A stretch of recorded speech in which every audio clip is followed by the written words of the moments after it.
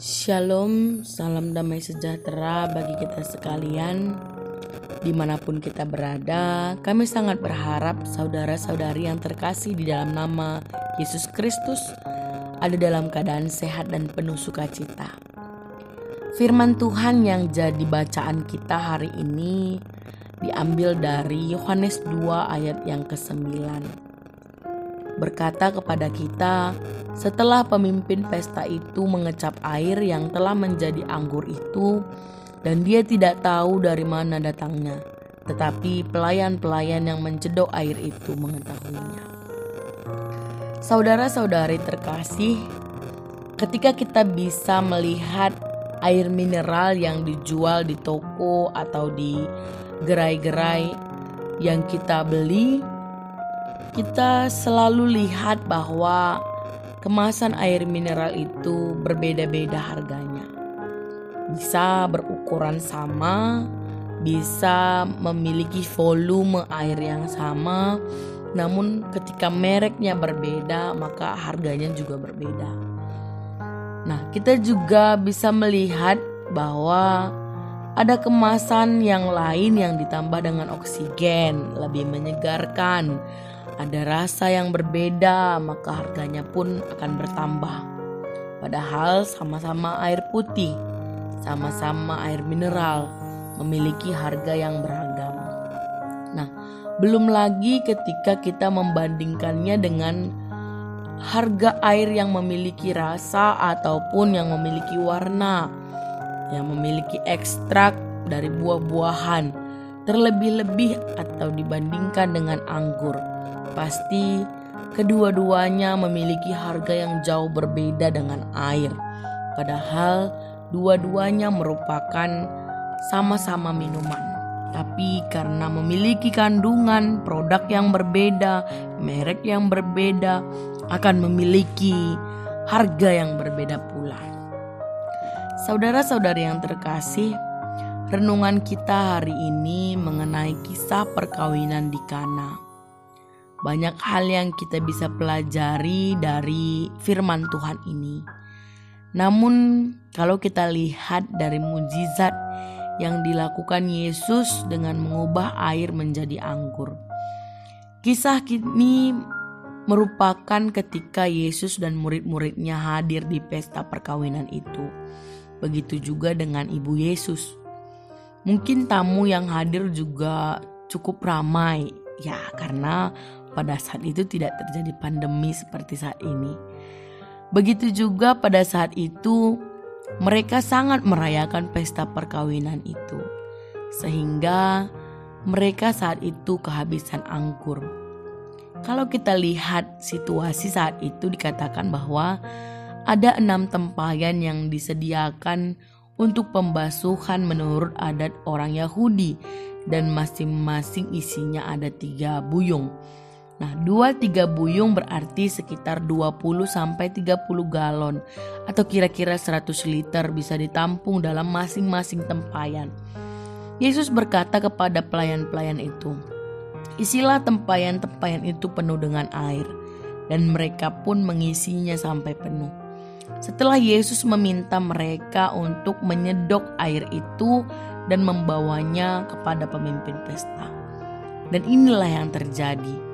Setelah pemimpin pesta mengecap air itu, air yang sudah menjadi anggur itu, dia tidak tahu dari mana datangnya. Tetapi pelayan-pelayan yang mencedok air itu mengetahuinya.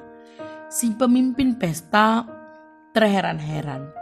Segera ia memanggil mempelai pria dan berkata, setiap orang menghidangkan anggur yang baik dahulu. Sesudah puas minum, barulah yang kurang baik. Akan tetapi engkau menyimpan anggur yang baik sampai dengan sekarang. Inilah ringkasan dari mukjizat awal sebagai permulaan pelayanan Kristus yang datang ke dunia ini. Kalau kita lihat saudara-saudari yang terkasih, bagaimana Yesus bisa mengubah air biasa menjadi anggur. Bukan hanya sekedar menjadi anggur, bukan hanya sekedar berasa, memiliki rasa anggur, tapi Di firman Tuhan dikatakan bahwa anggur itu menjadi anggur yang baik. Anggur yang baik ini kemudian dinikmati untuk menjadi berkat bagi banyak orang yang hadir di pesta perkawinan itu. Akan sangat jauh tentunya jika yang dihidangkan hanya air putih biasa karena kehabisan anggur. Jadi dari kisah yang terkenal ini kita bisa mengambil sebuah renungan. Seperti apakah kita saat ini? Namun sebelum air itu berubah menjadi anggur, ketika itu kita ingat Maria meminta Yesus untuk mengubah atau melakukan sesuatu untuk membantu sang pemimpin pesta. Pada saat itu Maria ditegur oleh Yesus karena Yesus merasa bahwa itu belum waktunya, belum merupakan kesempatan Yesus untuk melakukan sesuatu. Luar biasa saudara-saudari yang terkasih, Maria menyikapi teguran Yesus dengan berbicara sangat bijaksana. Dia mengubah sikapnya.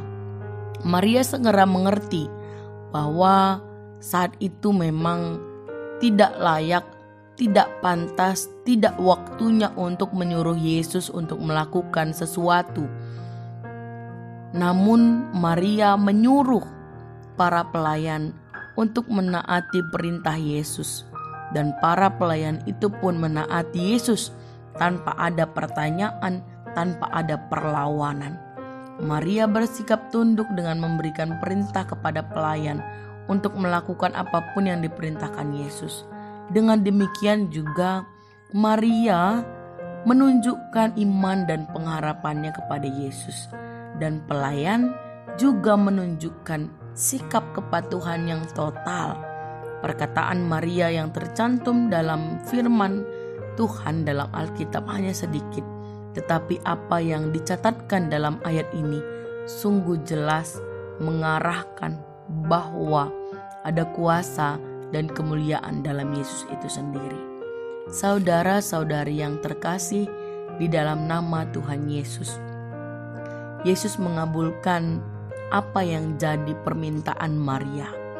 Yesus juga betul-betul membantu sang pemimpin pesta, dan bantuan itu penyelesaian akan permasalahan kehabisan anggur itu, dan permintaan Maria dengan penuh iman itu dia sungguh-sungguh wujudkan, tidak hanya sekedar dengan mengubah air menjadi anggur yang biasa.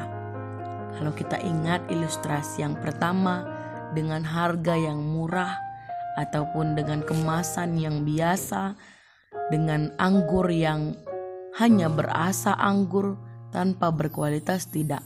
Tapi Yesus sungguh-sungguh menjawabnya dengan kualitas yang sangat baik, membantu mereka dengan sungguh-sungguh rendah hati dan membuat mereka merasakan kebahagiaan pesta.